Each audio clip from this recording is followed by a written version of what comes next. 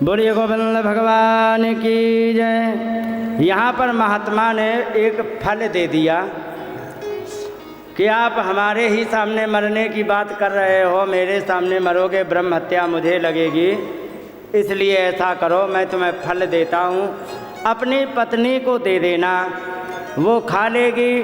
कुछ नियम हैं, क्या? सत्य बोले, झगड़ा ना करे, चुगली ना करे, धर्म का आचरण करे, पवित्र भोजन करे, सात्विकी भोजन करे। सात्विकी भोजन करेगी और साल भर तक नियम रखेगी, बड़ा ही सुंदर पुत्र होगा। और सच बताना माता जी, आपको तो अनुभव होगा, जिसकी रोज़ चुगली करने की आदत हो और उससे कह दो कि तुम चुगली करना बंद कर दो, सच बताना उसका डाइजेशन खराब होगा या नहीं? पक्का है कि नहीं? उसे चैन पड़ेगी? उत्तर नहीं पड़ेगी। क्यों नहीं पड़ेगी? आदत पड़ी है। जाके पंडित जी ने बढ़िया से नियम बता दिए कि ऐसा ऐसा करना है, अब क्या करना है, तो वहाँ पर फल लेकर के सोचने लगी और बड़े ध्यान से विचार कर रही। अब जरा सोचो, समय तो यहाँ माता कम पड़ जाता है, नहीं तो अगर जो तुम रहो तो फिर एक बढ़िया बढ़िया बातें हम आपको सुनाएंगे। फल भक्षेण गर्भस्याद गर्भेणोदर वृद्धता स्वल्प भक्षम ततो शक्ति गृह कार्यम कथम भवेत। विचार कर रही है कि फल यदि मैंने खा लिया तो फल भक्षेण, फल खाने से गर्भस्यात्, गर्भ हो जाएगा, और गर्भेण उदर वृद्धता, गर्भेण उदर वृद्धता, गर्भ से पेट बड़ा हो जाएगा और पेट में होगा बच्चा, और जब बच्चा पेट में होगा तो भोजन थोड़ा खाया जाएगा। स्वल्प भक्षम, थोड़ा भोजन खाया जाएगा, और जब भोजन थोड़ा चलेगा तो परिणाम क्या निकलेगा? ततो अशक्ति ही, उससे हमें कमजोरी आ जाएगी। फिर कह रहे गृह कार्यम कथम भवेत, घर का काम कौन करेगा? सच बताना, अगर जो ये बात आप सारी माताएं अगर जो ये सोच लेती कि पेट बड़ा हो जाएगा तो रोटी नहीं खाई जाएगी, रोटी जब नहीं खाई जाएगी तो कमजोरी आ जाएगी, तो सच बताना अगर जो तुम लोग ये सोच लेते तो हम लोग आते? हम लोगों का कोई ठिकाना होता? नहीं होता। सच है कि नहीं? और यहाँ पर एक बात और कही, और कहने लगे कि अगर जो उसने मान लीजिए कि चलो कोई बात नहीं, मैंने कर लिया, जैसे तैसे हो गया, सब ठीक है, लेकिन अगर जो कहीं दैव योग से डाकू आ गए, भूकंप आ गया, तूफान आ गया, आग लग गई, तो गांव वाले तो सब भाग जाएंगे, और मेरा पेट बड़ा होगा तो मैं तो भाग भी नहीं पाऊंगी, मैं तो आग में ही जल जाऊंगी। यहाँ लिखा है, कह रहे हैं कि सुनो, दैवात् धाटी ब्रजेत ग्रामे पलायेत गर्भिणी कथम। धाटी ब्रजेत ग्रामे, धाटी कहते हैं अचानक आने वाली बड़ी बड़ी समस्याएं, डाकुओं का आक्रमण, आग लग जाना, तूफान आ जाना और भूकंप आ जाना, तो हम कैसे भाग पाएंगे? अब अगर जो सुखदेव जी की तरह का इसने हमारे उधर में डेरा जमा लिया,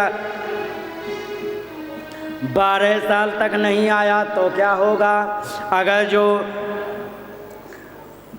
ठीक है जैसे तैसे कुछ भी नहीं हुआ, सब कुछ ठीक रहा, तो पता लगा है कि जब बच्चे का जन्म होता है तो इतनी पीड़ा, इतनी तकलीफ़, इतनी परेशानी होती है कि माताओं को कहते हैं कि जब माता बच्चे को जन्म देती है तो उस माता का दूसरा जन्म हो जाता है वो, क्योंकि एक तरह से ये जान लीजिए कि मृत्यु के द्वार से जा कर के लौट आती है। इस स्तर पर आपको मैं बता दूं, क्या बताया जाए, सच बताएं, माता किस लिए महान कही गई है मालूम है? अगर जो पुरुष को दर्द का एक पैरामीटर होता है, 9 dB तक अगर जो पुरुष को दर्द हो जाता है तो पुरुष दर्द से मर जाता है। कितने में? 9 dB में, ठीक है। लेकिन जिस समय माता बच्चे को जन्म देती है उस समय 12 dB का दर्द सह करके जिंदा रहती है। कितना? 12 dB। इसके पीछे कारण मालूम है क्या है? कारण इसके पीछे कुछ नहीं है, उसे दर्द तो हो रहा है लेकिन उसका दिमाग कहाँ लगा है पता है? कि हमारा बच्चा थोड़ी देर दर्द होगा, जन्म ले लेगा, फिर हम उसको गोद में खिलाएंगे, हमारा प्यारा सा छोटा सा बच्चा होगा, हम उसे प्यार किया करेंगे, वो हमारे लिए टाइम पास साधन हो जाएगा, हम उसको बहुत प्यार करेंगे। उसमें वो भूली होती, दर्द हो रहा है लेकिन भूली है उसके प्यार में जिसने अभी जन्म भी नहीं लिया, इसलिए वो माता सह जाती है। समझ गए? और कितना सह जाती है? 12 dB का दर्द। और जबकि 9 dB के दर्द में मनुष्य की हत्या माने प्राण चले जाते हैं, इसलिए माता महान होती है। समझ गए? कहने लगे प्रसूतौ दारुणम दुखम सुकुमारी कथम सहे। जन्म देने में भयंकर दुख होता है। मैं तो सुकुमारी हूँ। क्या हूँ? सुकुमारी। सुकुमारी जानती हो? हाँ, जिसको रोटी भी उठाने में थकावट हो जाए वो सुकुमारी। जो फूलों में पली हो वो सुकुमारी। और जिसने खेत में काम किया हुआ वो होती है मजबूत। और जो फूलों में पली हो, छाया में पली हो, वो सुकुमारी। हम तो सुकुमारी हैं, हम कैसे सह पाएंगी? ये कह रही है सुकुमारी कथम सहे, मैं सुकुमारी हूँ, मैं कैसे सह पाऊंगी? अच्छा, और इसके बाद यहाँ पर कहा गया कि एक ये बातें छोड़ दो, जैसे तैसे वो सह जाएंगे।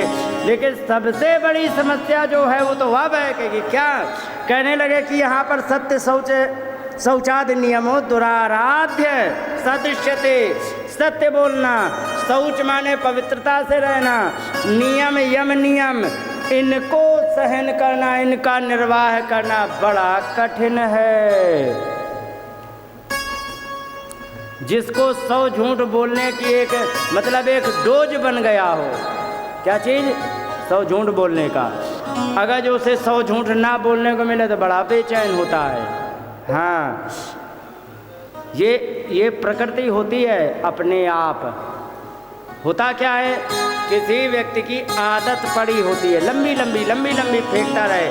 घर में भले ही भुंजी भांग ना हो, फेंकेगा बड़ी लंबी कि साहब हम इतने बड़े, हम उतने बड़े, हम ऐसे, हम वैसे, ठीक है। और जिस दिन उसको अपनी बड़ाई करने का समय न मिले, जान लीजिए उसी दिन उसको इंडाइजेशन हो जाता है। तो कहने का तात्पर्य, बोलिए गोविंद भगवान की जय। तो कहने का मतलब ये है, आदत बड़ी बुरी चीज होती है। अच्छी आदत डाल लो आपको अच्छा ही। बहुत से ऐसे लोग होते हैं उनको लप्पी गप्पी पसंद ही नहीं होती है।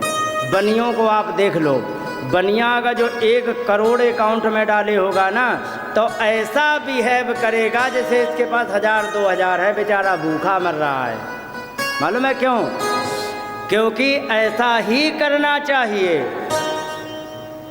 क्योंकि उसे पता है अगर जो बता दिया हमारे पास 1 करोड़ है तो तुरंत बुआ आ जाएगी, लाला हमें भी दे देते 1-8 लाख, हमारे ये काम अटका है।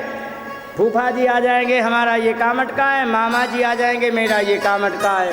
सब नोच ले जाएंगे। पहले ही तो कह दो हमारा मामला खल्लास है, मेरे पास 1000-2000 पड़े हैं अकाउंट को जिंदा रखने के लिए, कोई नहीं मांगने आएगा। और ध्यान रखो, जिसके पास पैसा कम दिखाई पड़े ना, उससे लोग रिश्तेदारी भी कम करते हैं। ध्यान रखो, पैसा तुम्हारे जेब में आ जाए 100 रिश्तेदार पैदा हो जाएंगे, और पैसा खत्म, रिश्तेदारी खत्म। मैंने बहुत अच्छी तरह अनुभव किया। जब पता लग गया कि अच्छा पैसे से रिश्तेदारी बनती है, हमने रिश्तेदारी खत्म कर दी। राधे राधे, तुम अपना देखो। बड़ा स्वार्थी संसार है। और यहाँ पर कहने लगे कि ठीक है, सत्य बोलना, पवित्रता से रहना, ठीक है, साल भर की बात है, कोई बात नहीं, चल जाएगा। लेकिन जब बच्चा जन्म ले लेगा और वो रोज दिन भर में 10 बार कपड़े गंदे करेगा, वो कौन साफ करेगा भाई? कह रही है कि लालने पालने दुखम प्रसूतायाश्च वर्तते।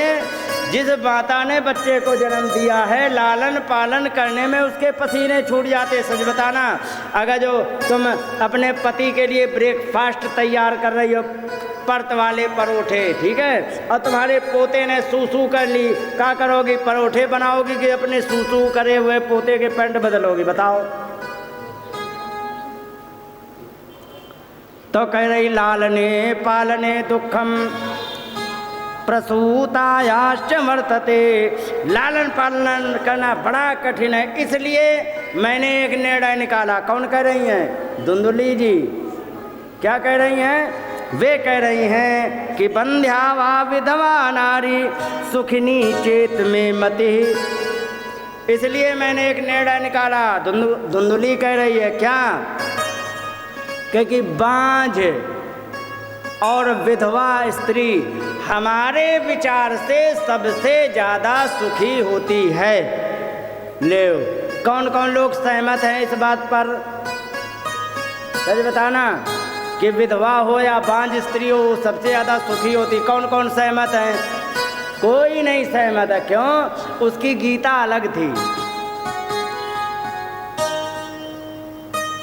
जिस लड़की का ब्याह नहीं होता वो पहले से ही जैसे उसके सुध संभालती है, पहले से ही शंकर भगवान के यहाँ जाके मंदिर में पूजा करती, बताती नहीं है, मांगती क्या? हमें पता है, हम सुन लेते हैं 50 फुट दूर से।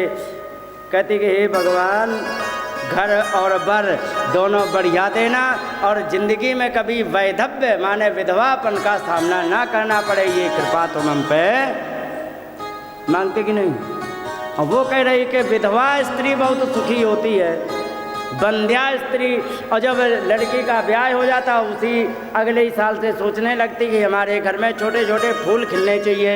सोचते कि नहीं? और वो कह रहे विधवा और बंध्या दोनों सुखी होते। तो ये बातें आचरण करने वाली नहीं हैं, इसमें दोनों पक्ष मिलेंगे। एक सुन लो और एक आचरण में ले लो, ठीक है? तो ये सुनने वाली हैं, इतना सोच लो कि ऐसे ऐसे भी लोग होते हैं क्या, बस इतना सोच लो। लेकिन आचरण करने वाले अलग होते। इसके बाद जब इस प्रकार से कहा तो उसकी बहन आ गई, कहने लगी अरे बहन इतना काहे को परेशान हो? क्योंकि फिर अरे इसमें काहे की परेशान होने की बात है, ऐसा करो इस फल को तुम गाय को खिला दो। अच्छा, पता लग जाएगा कि बाबा जी वैसे ही लप्पी गप्पी मार रहे थे, कुछ है बाबा जी की बात में दम या नहीं। गाय को तुम खिला दो फल, ठीक है? तुम्हारे घर में गाय बछड़े नहीं देती, दूध नहीं देती है, वो भी बांझ हो जाती। अगर जो ये गाय बछड़े और दूध देने लग जाए, जान लीजिए बाबा जी की बात में दम था। और बच्चे की बात कर रहे तो इसका जुगाड़ हमारे पास है, हमारे उधर में है, ज़्यादा दिन का नहीं, 1 आध महीने का है।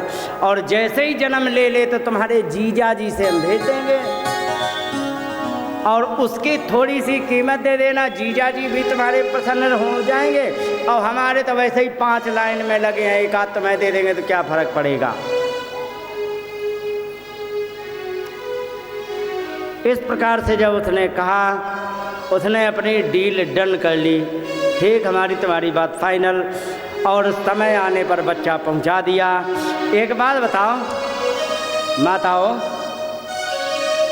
जब कोई माता बच्चे को जन्म देती है तो अचानक बच्चे को जन्म देती है या पहले से उसका हालचाल दिखाई पड़ने लग जाता है? क्या विचार है?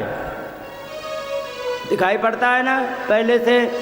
तो उसने नाटक किया और नाटक करके पहले थोड़ा पेट बड़ा किया, फिर धीरे धीरे धीरे धीरे 9 महीने में खूब बड़ा पेट कर लिया।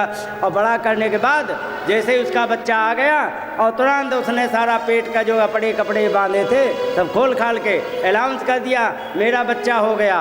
और सुनो, माताओं से दुनिया की बात छोड़ दो, पढ़े लिखे नहीं जीत पाते हैं। बता दे कैसे? इतने बढ़िया पढ़े लिखे पंडित जी यहाँ पर कहा वेद और शास्त्र में दूसरे सूर्य के समान, और एक अनपढ़ पत्नी ने उनको उल्लू बना दिया।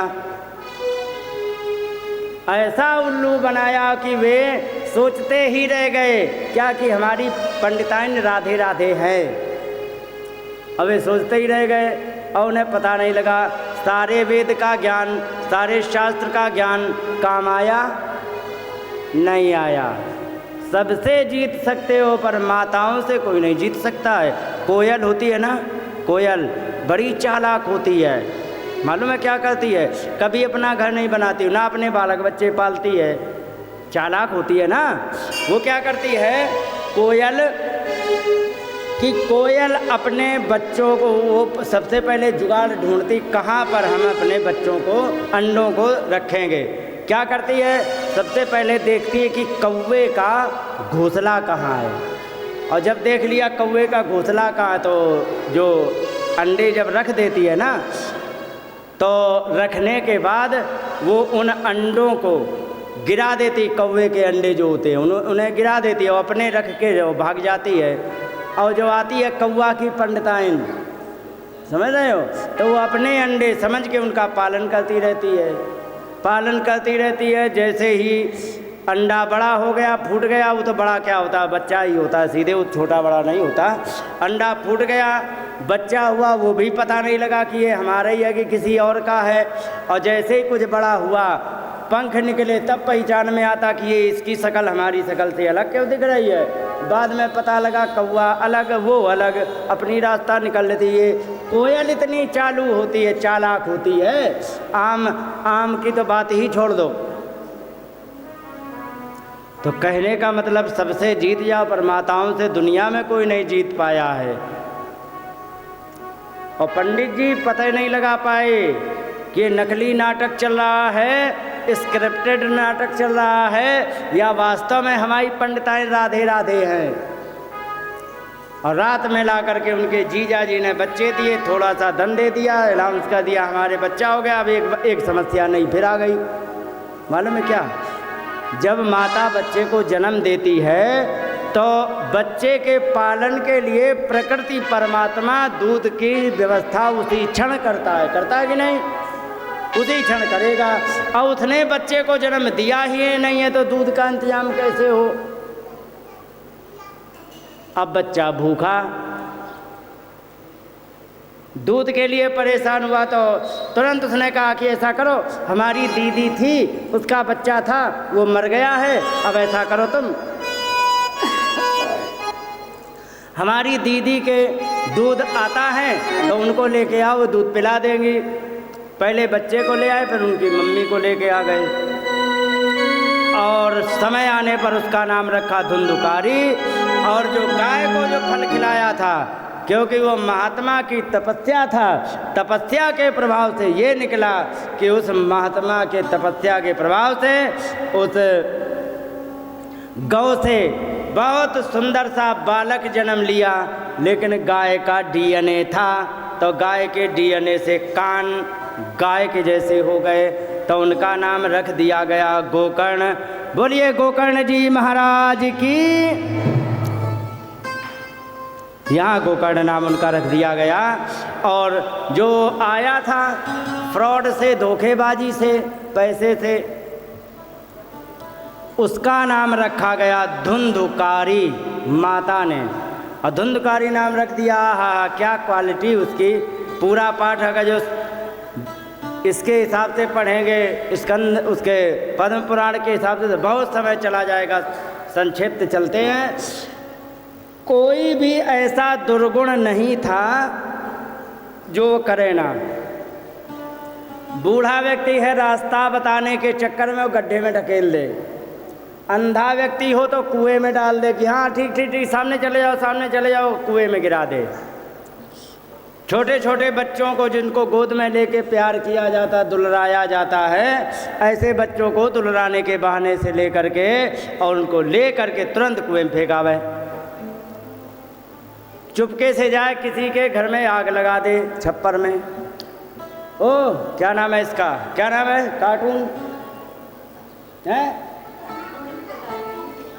अंजलि। छप्पर देखे तुमने? कहाँ पे? छप्पर जानती हो पहले ये बताओ। अच्छा देखे हैं किन कहाँ पर?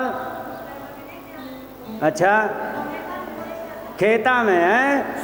ले इन्होंने गाय भैंस और खेतों के देखे हैं। हमने अपने आधे जीवन को छप्पर के नीचे काटा, क्योंकि आजकल टीन आ जाती है, पहले टीन नहीं आती थी, पहले छप्पर रखा जाता। उसका परिणाम मालूम है क्या है? अगर जो कच्ची छत है, सुनो ए अंजलि, हमारी बात सुनना नहीं तो गला दबा के मार दूं, ठीक? सुनो, पहले चलती थी कच्ची छत और छप्पर, मालूम है क्या परिणाम होता था? एसी की ज़रूरत नहीं पड़ती थी, ठंडी रहती थी। इसके पीछे कारण क्या मालूम है? इतनी मोटी छत होती थी तो रात भर पहले ठंडी हो गई, ठीक है, रात भर ठंडी हो गई तब सोते रहे छत पे, और सवेरे जब धूप निकली तो घुस गए वहाँ, और जब वहाँ पर घुस गए तो जब तक वो गर्म होना शुरू हुआ तब तक बज गए 5। इसके पहले गर्म हो ही नहीं पाती थी। 5 बज गए और 5 बजे गर्म हो पाई तब तक सब लग गए काम पर, फिर रात में ठंडी हो गई। तो उसमें कभी भी गर्मी का आभास होता ही नहीं था। और छप्पर में क्या होता था? छप्पर फूस है, वो ऊष्मा का कुचालक होता है। ऊपर की परत गर्म हो गई, नीचे गर्म ही नहीं, क्या बढ़िया। और अगर जो हवा चल जाए फिर क्या आनंद। आजकल पड़ने लग गई टीन। टीन ऐसे मान लो जैसे कुम्हार लोग आवा लगाते हैं। है कोई प्रजापतियों में की माता एक आध आप हो? हाँ, आवा लगाते ना पकाने, उसको बर्तन पकाने को, तो जब उसमें आग की जो लू निकलती ऐसी टीन जलती है, समझ रहे हो? जो देसी जुगाड़ था तो वो पहले ऐसे ही होता था, लेकिन आजकल जितना मॉडर्नाइजेशन हो रहा है इसमें सब सत्यानाश हो रहा है। कहने का मतलब ये है, आजकल जितने नई खोज विज्ञान जो भी आ रही है वो सब की सब हानि पहुंचाने वाली। पहले सारा का सारा सिस्टम नेचुरल हुआ करता था, और नेचुरल से परिणाम ये होता था आयु लंबी होती थी, परेशानी कुछ नहीं होती थी। और जब से आ गए ये नए नए, तब से आयु भी कम हो गई और परेशानियां भी बढ़ गई। पहले एक गांव में एक छोटा सा वैद्य हुआ करता था, किसी को जुकाम हो गया, ले आया दवाई, उसको दे दिया तो उसका भी काम चल जाता था। लेकिन आजकल नहीं। लेकिन आजकल अगर जो 4 हॉस्पिटल है ना एक गांव में, तो चारों फुल मिलते हैं। क्यों? बीमारियां बढ़ गई। और जबकि सच ये है बीमारियां नहीं बढ़ी हैं, हमने बीमारियों को विधिवत पालन पोषण तेल लगा के उनको मोटा ताज़ा करके अपने ऊपर हावी करवाई हैं। कैसे करवाई हैं समय पर बताएंगे, ठीक है? तो ये कुछ भी ऑटोमेटिक नहीं हुआ है। परमात्मा ने कोई भी ऐसा चेंज नहीं किया जिससे बीमारी बढ़ी हो। चेंज किया है तो सिर्फ हमने, और हमने अपने जीवन के जीने की शैली में। अच्छा, हाँ, थोड़ी देर रुको। बोलिए गोविंद भगवान की जय। बड़ा ही आतंक मचाने लगा। एक दिन माता पिता के पास बड़ी ही शिकायत आने लग गई। जिसका लड़का ज़्यादा परेशान करे तो भाई पिताजी से कहेंगे कि तुम्हारे लड़के ने हमारे लड़के को कुएं में फेंक दिया, हमारे बूढ़े पिताजी को धक्का दे दिया, हमारे घर में आग लगा दी। पिताजी परेशान होंगे कि नहीं? बहुत परेशान होंगे। और जब पिताजी ज़्यादा परेशान हो गए तो वो बड़े परेशान हुए तो रोने लग गए। तो गोकर्ण जी आ गए। कौन गोकर्ण जी? जो गौ से जन्म लिए थे। गोकर्ण जी ने आकर के कहा कि क्यों आप इतना परेशान हो, और उन्होंने समझाया, उन्होंने भजन करना प्रारंभ किया। दूसरी बात है तो और भी, अजा माताओं थोड़ी देर शांत रहो, मात्र 10 मिनट का समय दो, शांति रखो तो अच्छा रहेगा। कल से कुछ व्यवस्था बढ़ानी पड़ेगी क्योंकि जगह कम पड़ रही लगे थोड़ी सी। तो बोलिए गोविंद भगवान की जय, रास बिहारी सरकार की जय। पिताजी चले गए भजन करने, माताजी बची। माताजी को क्या किया, एक दिन पकड़ करके लेके डंडा, इसमें तो वर्णन है कि जलता हुआ चूल्हे में, आपने चूल्हे में लकड़ी जलाई है ना, कभी कभी मोटी लकड़ी को कुल्हाड़ी से फाड़ करके जलाते हैं, उसके मोटी मोटी लकड़ी बन जाती, और वो जली हुई लकड़ी को ले करके और माता की सेवा कर दी। कहने लगे कि धन कहाँ रखा ये मुझे बताओ। माता की सेवा जब कर दी, माता घबरा गई कि ये तो बहुत बुरी तरह मार रहा है, कहे, और फिर माता जी के पास जो कुछ जानकारी में था सब निकाल के दे दिया जान बचाने के लिए। अब उसने विचार किया आज की जान बच गई, और कह के गया कल ज़्यादा मारेंगे, कल हमें और देना। तो अब वो घबरा गई। जब घबराई तो करे क्या, ये इसके लकड़ी की मार खाएं कि क्या करें। तो उसको कोई जब साधन नहीं सूझा तो उसने आत्महत्या कुएं में गिर के कर ली। ठीक है। अब माता जी एक बात बता दें, संस्कार यहीं दिखाई पड़ जाते हैं। उनके पिताजी वेद और शास्त्र के ज्ञाता थे, उन्हें परेशानी हुई तो भगवान का भजन करने चले गए। ठीक है। और ये थी चुगली करने वाली, झगड़ा करने वाली, इनको परेशानी हुई तो ये भजन करने नहीं भागी, कुआं में गिर के आत्महत्या की। और आत्महत्या करने वाला व्यक्ति प्रेत बनता है। प्रेत कौन कौन बनते हैं बता दें। आत्महत्या करने वाला प्रेत बनता है, एक्सीडेंट से मरने वाला प्रेत बनता है, पानी में डूब के मरने वाला प्रेत बनता है, सांप के काटने से मरने वाला प्रेत बनता है। ध्यान रखो। आत्महत्या कर ली उसने, लेकिन उसके पास ये भी ऑप्शन तो था कि वो जा सकती है भगवान का भजन करने, लेकिन नहीं जा सकती। क्यों? संस्कार नहीं है ना। अब वो जैसे ही अकेला हुआ 5 वैश्याओं को ला करके उसने घर में रखा। वैश्याओं की मित्रता व्यक्ति से नहीं धन से होती है। वे रोज मांगने लगी, आज हमें ये लेके आओ, ये लेके आओ, ये लेके आओ, लाने की कोशिश करने लगा। एक दिन चोरी करने गया तो राजा के यहाँ लंबी लाग लग गई। चोरी तो रोज ही करता था। एक दिन राजा के यहाँ लंबी लाग लग गई, वैश्याओं को ला करके धन दिया। वैश्याएँ बड़ी खुश हुई और खुश होकर के उसे बड़ा प्रेम किया, कोई बात नहीं। और जब वो चला गया तब उन्होंने विचार किया, ये सुनो राजा के यहाँ का धन है, अब अगर जो राजा की खुफिया एजेंसी ने धर लिया इसको तो इसे तो फांसी चढ़ा दिया जाएगा, कोई संदेह नहीं है, लेकिन धन भी वापस लेके चले जाएंगे। ऐसा होना हो, इस कार्य को राजा की जगह हम ही कर लें। क्या करोगे? हम ही तुम्हें राधे राधे कर देते, धन लेके निकल चलेंगे। और उन्होंने रात में योजना बना के उसे मार डाला। और जब बहुत मारा नहीं मरा तो फिर इसके बाद आग डाली उसके मुंह में। तो लिखा है अग्नि ज्वालाति दुखे ने, बड़े दुख से निधनम गतः, वो मर गया। इस प्रकार से यहाँ पर वर्णन किया गया। गोकर्ण जी चले गए थे तीर्थ यात्रा में। तीर्थ यात्रा में जब गोकर्ण जी चले गए तो वे लौट के आए, घर में गए तो घर में उजाड़ पड़ा हुआ है। फिर भी सोची चलो लेटना तो यहीं है। वे लेट गए रात में आ गया प्रेत। अब आ करके कई भैंसा बन जाए। भैंसा जानते तुम्हारे यहाँ क्या कहते हैं?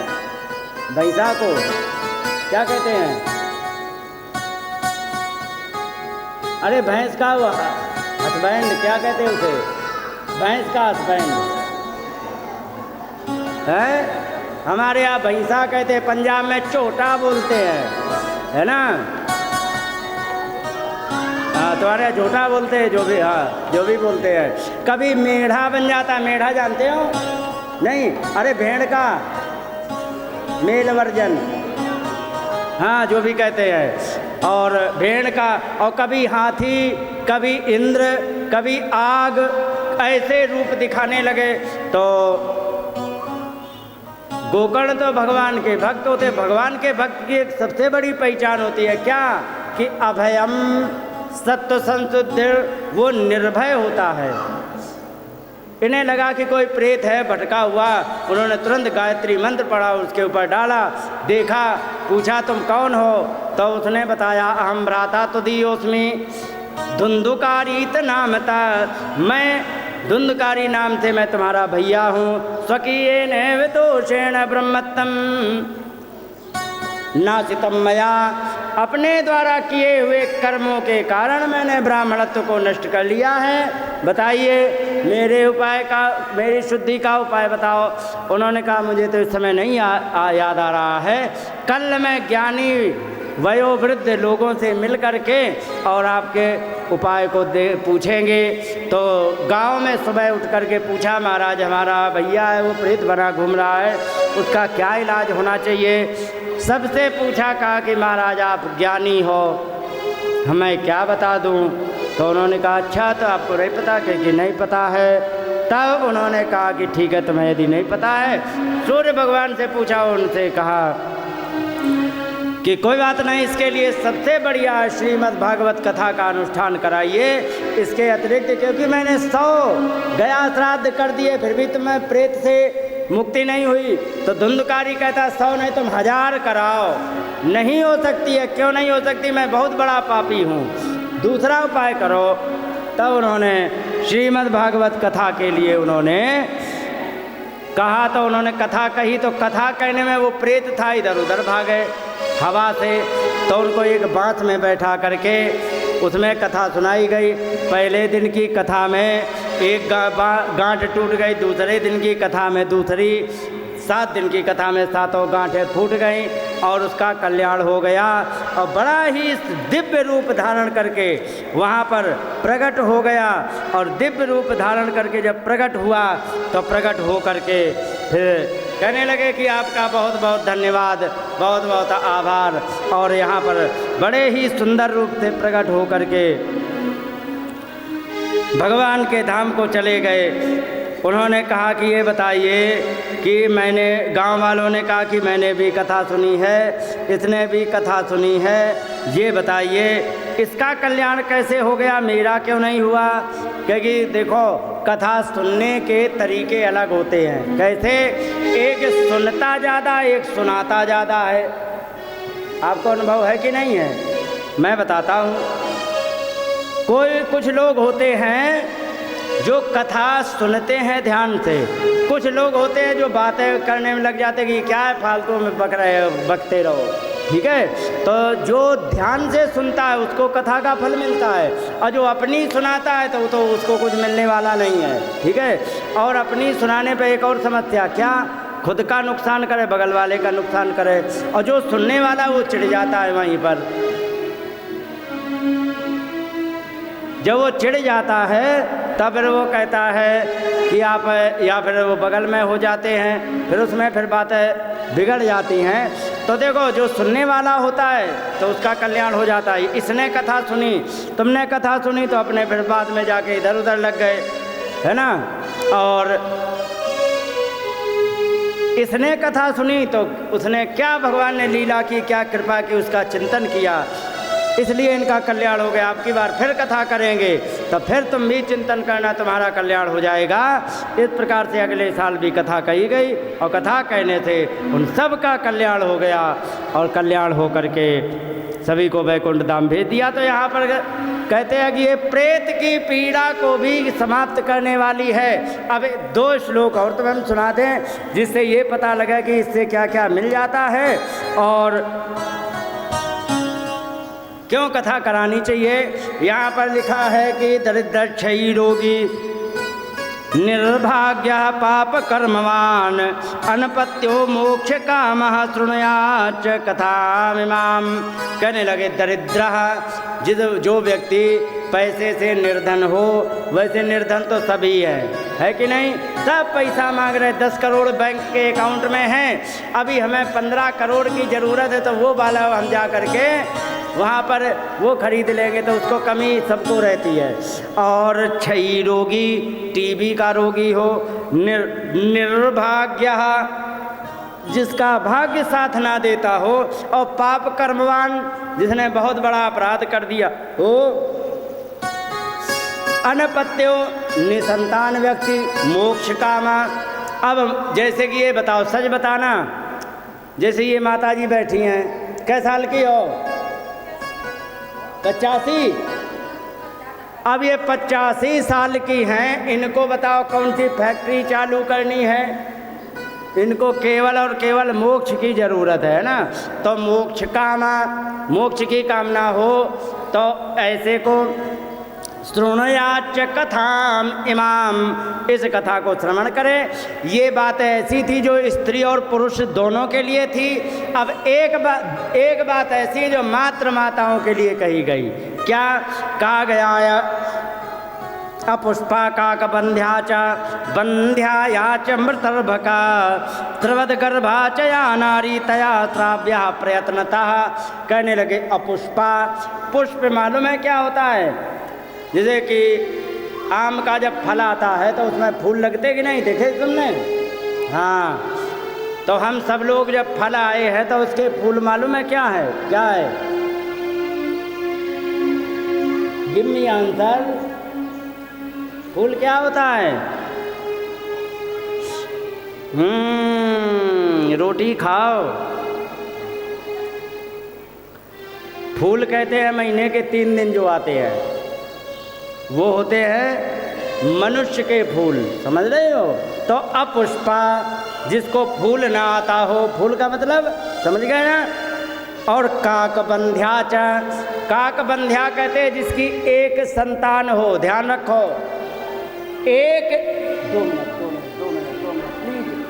एक संतान शास्त्र के अनुसार अशुभ होती है। ध्यान रखो, एक संतान बिगड़ने के चांसेस ज़्यादा होते कि नहीं?